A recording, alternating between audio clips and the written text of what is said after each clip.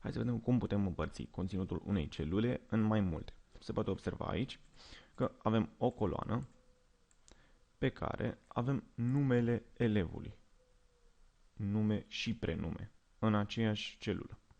Și dorim să împărțim acest nume în nume de familie și prenume. Și vedem cum facem asta. Pentru început, introducem o coloană alături. Da? Selectăm Ctrl-Shift, săgeată în jos, da? Click dreapta, Insert, în partea din se împingă aceste celule la dreapta, Shift Cells Right, da? Dăm OK. Perfect. Bun, acum selectăm la fel de la primul nume până la ultimul Ctrl-Shift, săgeată în jos. Bun. Mergem la data,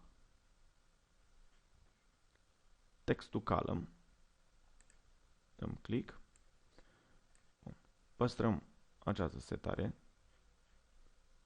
pentru că aici, după cum am văzut și în clipurile precedente, trebuie noi să selectăm efectiv unde anume să se facă împărțirea și cum numele acestea nu arată la fel, nu putem. Deci păstrăm delimited, dăm next. Sunt împărțite prin space, da? Se poate observa pop, space, Mihai, albu, space, Alexandra.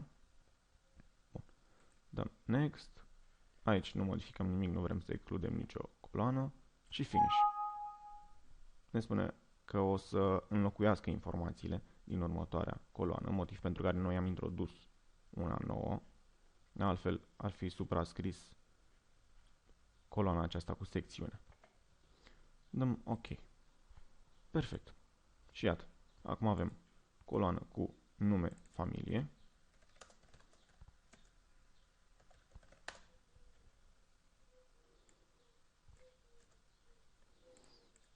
Și prenume. Da? Avem aici un singur nume și aici prenumele. Mult succes!